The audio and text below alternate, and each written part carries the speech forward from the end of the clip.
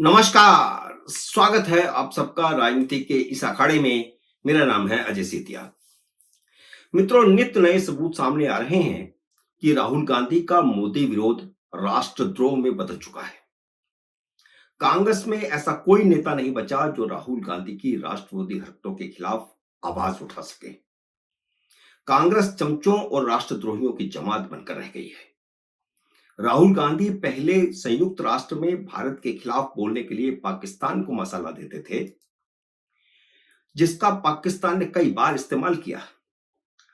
अंतर्राष्ट्रीय मंचों पर चीन की तरफदारी और वाहवाही करते खुद देखे गए। गलवान घाटी में वह भारत की हार और चीन की जीत बताते रहे। भारतीय जमीन पर चीन के कब्जे का झूठा प्रोपोगंडा करते रहे। मोदी को हराने के लिए अमेरिका से मदद मांगते देखे गए। अब जब कनाडा के प्रधानमंत्री ट्रूडो ने भारत पर आरोप लगाया है कि वह कनाडाई खालिस्तानियों की हत्या करवा रहा है, तो कांग्रेस ने कनाडा के समर्थन में बयान दिया है। जब मोदी सरकार ने ट्रूडो के बेबुनियाद और झूठे आरोपों के चलते कनाडा से रिश्ते तोड़ लिए हैं, अपना उच्चायुक्त वापस बुला लिया है, उच्चायोग बंद कर दिया है, इसका मतलब समझते हैं ना आप? ये कनाडा में बैठे जितने खालिस्तानी उछल रहे हैं ना, उन सबका भारत में आने का वीजा बंद।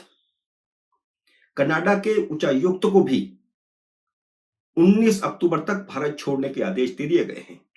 तो राहुल गांधी के इशारे पर कांग्रेस के दो बड़े नेताओं ने भारत के खिलाफ और कनाडा के समर्थन में बयान दिया है। वैसे इस बात की भनक तभी लग गई थी जब राहुल गांधी ने अमेरिका में जाकर के सिखों को भारत के खिलाफ भड़काने का काम किया था। जब उन्होंने कहा था कि भारत में पगड़ी नहीं पहनने दी जाती, तो वह सिखों को मोदी सरकार के खिलाफ नहीं बल्कि भारत के खिलाफ भड़का रहे थे। राहुल गांधी प्रधानमंत्री की कुर्सी के लिए इतना छटपटा रहे हैं कि उन्हें मोदी विरोध और भारत विरोध में फर्क नजर नहीं आ रहा।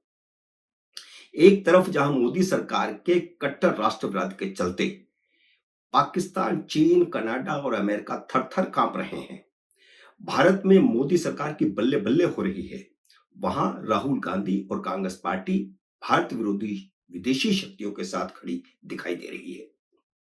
जस्टिन ट्रूडो भी अपनी व्यक्तिगत राजनीति साधने के लिए पिछले 1.5 साल से कनाडा में रह रहे खालिस्तानियों का समर्थन कर रहे हैं।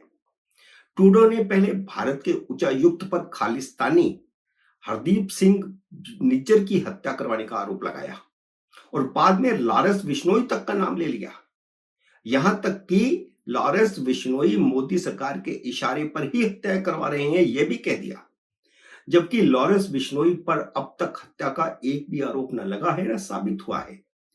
जस्टिन ट्रूडो प्रधानमंत्री पद के चुनाव में कनाडा के सिखों का समर्थन हासिल करने के लिए झूठ पर झूठ बोल रहे हैं।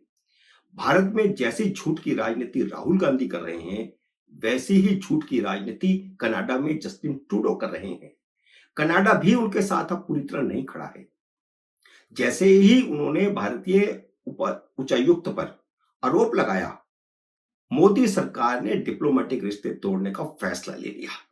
और यह इतना बड़ा फैसला आसानी से नहीं लिया गया है, क्योंकि पिछले 1-1.5 साल से लगातार भारत देख रहा था कि जस्टिन ट्रूडो जिस प्रकार की हरकतें कर रहे थे।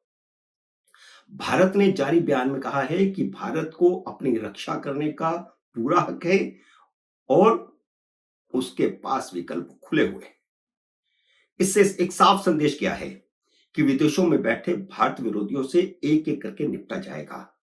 नरेंद्र मोदी ने G20 के दौरान जस्टिन ट्रूडो को कह दिया था कि कनाडा में जो गतिविधियां हो रही हैं उनको बंद किया जाए, लेकिन वे गतिविधियां अभी भी जारी हैं। भारत ने मंगलवार रात को यह कार्रवाई की और बुधवार को जस्टिन ट्रूडो ने कनाडा की विदेशी हस्तक्षेप जांच समिति के सामने स्वीकार कर लिया कि उनके पास निज्जर की हत्या में भारत का हाथ होने का कोई सबूत नहीं है। उनके पास सिर्फ इंटेलिजेंस इनपुट है। तो 1.5 साल से वह लगातार बकवास कर रहे थे। जस्टिन ट्रूडो ने ये कहा कि हमने भारत से जांच में सहयोग करने को कहा था। हमने उनसे पूछा था कि क्या उनके पास कोई इनपुट है, कोई सबूत है, उन्हें जांच करके बताना चाहिए। हमने तो सिर्फ इतना कहा था।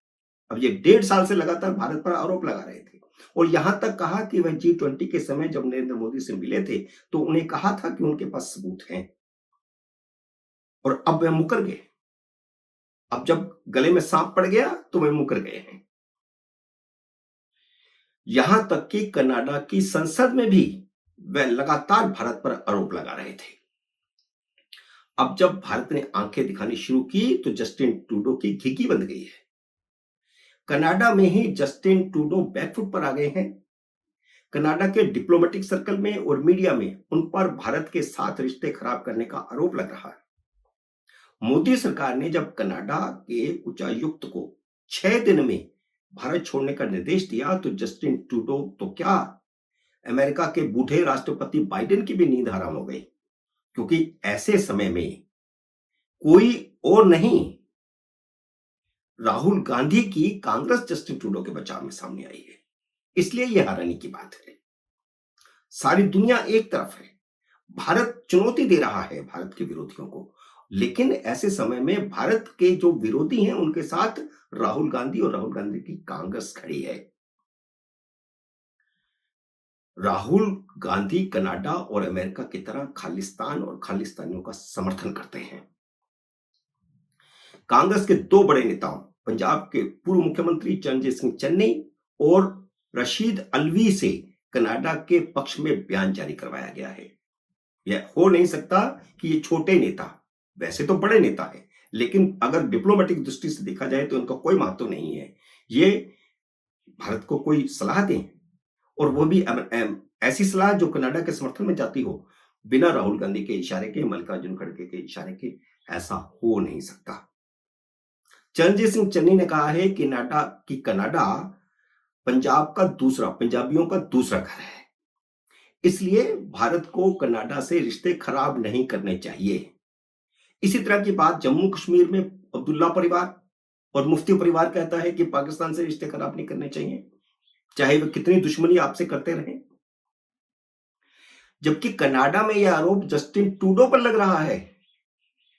ये बेशर्म कांग्रेसी भारत पर आरोप लगा रहे हैं। कनाडा में आरोप लग रहा है कि जस्टिन ट्रूडो ने भारत के साथ रिश्ते खराब किए, झूठे आरोप लगा कर। चरणजीत चन्नी से जब निज्जर की हत्या के बारे में पूछा गया तो चन्नी ने यहां तक कहा कि निज्जर की हत्या में भारतीय एजेंसियों का हाथ है। एक तरफ तो ट्रूडो के ताजा बयान के बाद कनाडा में भारत की डिप्लोमेटिक जीत बताई जा रही है, तो दूसरी तरफ कांग्रेस के एक और बड़े नेता रशीद अलवी ने कहा कि कनाडा के साथ रिश्तों में तनाव के चलते दुनिया में भारत की रेपुटेशन खराब हो रही है। कुछ पता ही नहीं है इनको कि दुनिया में क्या चल रहा है, दुनिया के अखबारों में क्या लिखा जा रहा है, कुछ पता नहीं है। एक तरफा बयान इनको देने हैं, भारत के खिलाफ बयान उनको देने हैं और वह दे रहे हैं। कांग्रेस के ये दोनों शरारतन बयान मोदी का विरोध करते करते कांग्रेस के भारत विरोधी हो जाने के सबूत हैं। जहां देश मोदी के सरकार के स्टैंड पर गर्व महसूस कर रहा है, पूरी दुनिया भारत के नए स्वाभिमानी डिप्लोमेटिक रूप को देख रही है और इस रूप को देखते हुए दंग है। वहीं कांग्रेस के नेता स्वार्थ में इतने अंधे हो गए हैं कि उन्हें भारत की रेपुटेशन खराब होना दिख रहा है। मित्रों, उम्मीद है मेरा यह वीडियो आपको पसंद आया होगा। इसे लाइक और शेयर कीजिए। अगर आपने मेरे YouTube चैनल को अब तक सब्सक्राइब नहीं किया तो कृपया सब्सक्राइब करके अपना आशीर्वाद दीजिए। जल्दी मिलते हैं अगले वीडियो में किसी अन्य विषय के साथ। तब तक नमस्कार।